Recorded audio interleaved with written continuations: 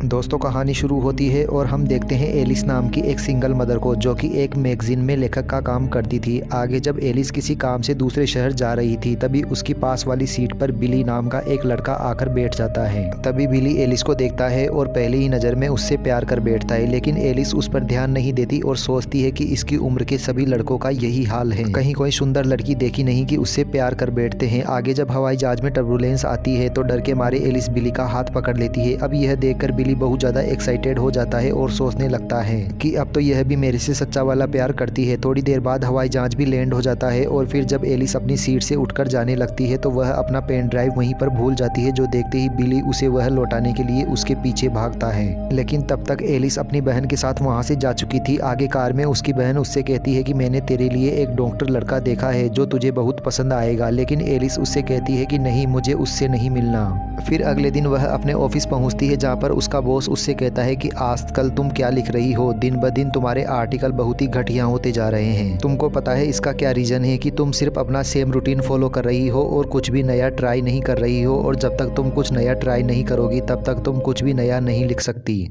ज़रा तुम अपनी एक कुलीग को देखो, यह कैसे नाच रही है। यह हमेशा कुछ ना कुछ नया ट्राई करती है और इसके लिखे हुए आर्टिकल भी सभी को पसंद आते हैं। अब अपने बॉस की बातें सुनकर एलिस को भी जोश आ जाता है, तो वह कुछ नया ट्राई करने के लिए अपना कंप्यूटर ऑन करती है, पर तभी उसे पता चलता है कि उसका पेन ड्राइव तो खो गया है। इसी दौरान उसकी नज़र एक पेपर पर पड़ती है जिस पर बिली ने अपने नंबर लिखे हुए थे। वो पहले सोचती है कि उस लड़के ने क्या सोचकर अपने नंबर लिखे थे कि मैं इसे फ़ोन करूँगी और इसके साथ डेट पर जाऊँगी। आजकल के लड़के सच में लड़कियों के पीछे पागल हो चुके हैं, लेकिन फिर पता नहीं क्यों वह उस नंबर पर फोन लगा देती है। उधर बिली उसकी आवाज़ सुनते ही उसे पहचान जाता है और उससे कहता है कि तुम्हारी पेन ड्राइव मेरे पास है, इसलिए तुम जल्दी आकर इसे ले जाओ। एलिस उससे पूछती है कि तुम कहाँ पर हो, तो बिली कहता है कि मैं 4th स्टेट के क्लब में हूँ। थोड़ी देर बाद एलिस बिली से मिलने वहाँ पर पहुँच जाती है, जहाँ पर उसके ऑफिस की 2 लड़कियाँ भी थी, जो वहाँ पर उसे देखकर हैरान हो जाती हैं। वह सोचती है कि यह बूढ़ी आंटी यहाँ पर क्या कर रही है। वहीं एलिस बिली से कहती है कि अब जल्दी से मेरा पेन ड्राइव मुझे दे दो और मुझे बहुत काम है। बिली कहता है कि यार बात कुछ ऐसी है कि पेन ड्राइव तो मेरे पास ही है, पर वह यहाँ पर नहीं, मेरे घर पर है।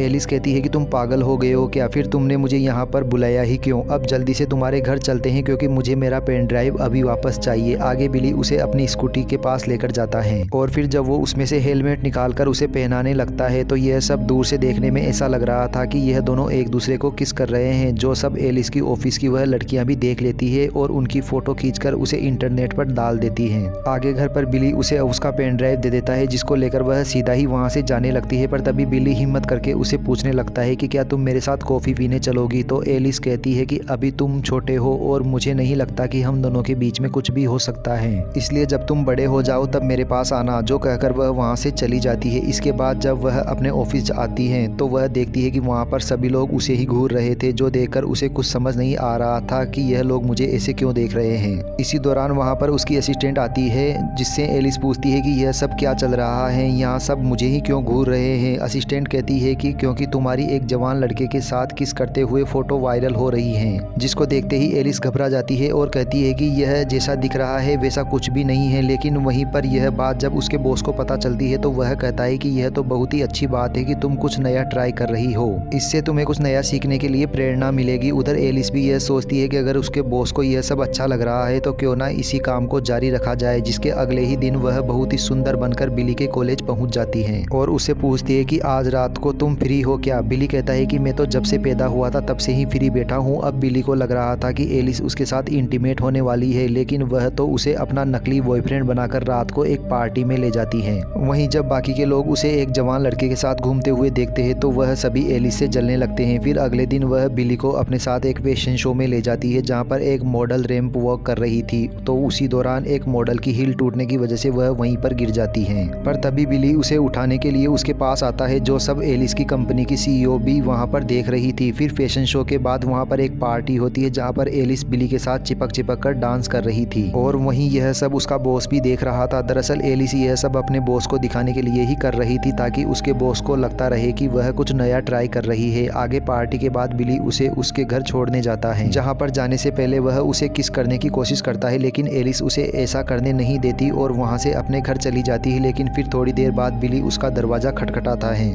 और एलिस जैसे ही दरवाज़ा खोलती है तो बिली तुरंत उसे पकड़कर किस करने लग जाता है। अब क्योंकि एलिस को भी इसमें मज़ा आने लगा था तो वह दोनों वहीं पर इंटीमेट हो जाते हैं और तब तक इंटीमेट होते रहते हैं जब तक कि सुबह नहीं हो जाती। फिर सुबह होते ही एलिस को खुद पर गुस्सा आने लगता है कि वह अपने से छोटी उम्र के लड़के के साथ इंटीमेट हो गई, पर क्योंकि रात को उसे भी बहुत मज़ा आया था तो वह इस बात पर ज़्यादा ध्यान नहीं देती, जिसके बाद वह दोनों एक साथ ज़्यादा से ज़्यादा टाइम बिताने लगते हैं। इस दौरान एलिस बिली के साथ कई बार इंटीमेट होती है और यह सिलसिला काफ़ी दिनों तक चलता रहता है। फिर एक दिन ऐसे ही जब वह शीशे में खुद को देख रही थी तो वह सोचने लगती है कि 4-5 साल बाद तो मैं बूढ़ी हो जाऊंगी, लेकिन बिली तब भी जवान ही रहेगा। लेकिन सोचने वाली बात यह है कि जब मैं बूढ़ी हो जाऊंगी तब भी बिली मुझसे उतना ही प्यार करेगा जितना वह आज करता है। मुझे तो नहीं लगता कि वह करेगा, इसलिए अगले ही दिन वह बिली से मिलकर उसे ब्रेकअप कर लेती है। वह कहती है कि देखो बिली, यह सब मौज मस्ती 1-2 सालों तक तो चल सकती है, लेकिन जिस दिन तुम्हें मुझसे भी कोई सुंदर मिल जाएगी तो तुम मुझे छोड़कर चले जाओगे। अब यह सुनकर बिली निराश हो जाता है क्योंकि वह तो सिर्फ उसी से ही प्यार करता था।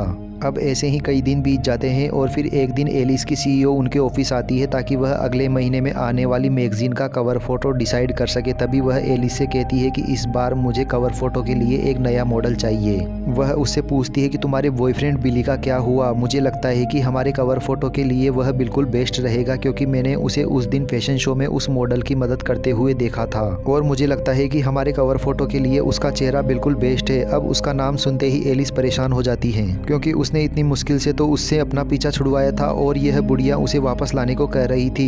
तभी उनका बॉस कहता है कि यह काम तो बहुत ही आसान है क्योंकि बिली एलिस के लिए कुछ भी कर सकता है। आगे एलिस अपने बॉस के पास आती है और उसे कहती है कि मेरे से यह नहीं होगा क्योंकि मैंने बिली से ब्रेकअप कर लिया है और अब मुझे उससे कोई मतलब नहीं है। इस पर बॉस कहता है कि तुम मैं क्या करूं, अब तुम्हें उससे कोई मतलब हो या ना हो, लेकिन अगर वह फोटोशूट वाले दिन यहाँ पर नहीं आया तो उसके अगले दिन से तुम भी ऑफिस मत आना। अब एलिस के लिए उसकी इज्जत से ज़्यादा उसकी नौकरी जरूरी थी तो वह बेशर्म होकर बिली को कॉल करती है, लेकिन जब वह उसका फ़ोन नहीं उठाता तो एलिस सीधा उसके घर पर पहुंच जाती है। आगे बिली उसे अपने साथ कॉफ़ी पर ले जाता है जहां पर एलिस उसे सारी बात बता देती है और कहती है कि मुझे तुम्हारी हेल्प चाहिए। तो बिली कहता है कि नहीं, मैं तुम्हारी कोई मदद नहीं कर सकता, जो कहकर वह वहां से चला जाता है। लेकिन जिस दिन उसका फोटोशूट होने वाला था तभी वह तैयार होकर वहां पर पहुंच जाता है क्योंकि वह एलिस से अभी भी बहुत प्यार करता था। आगे जब वह अपने बाल सेट करवा रहा था तभी उसके पास एक आदमी आता है और उससे कहता है कि एलिस बहुत ज़्यादा मतलबी है, उसने मेरा भी फ़ायदा उठाया ताकि जॉब में उसे प्रमोशन मिल सके। अब यह सुनकर बिली को गुस्सा आने लगता है और वह तैयार होकर फोटोशूट पर पहुंचता है, लेकिन उसके उदास चेहरे को देखकर कैमरे वाली कहती है कि तुम थोड़ा सा मुस्कुरा भी दो।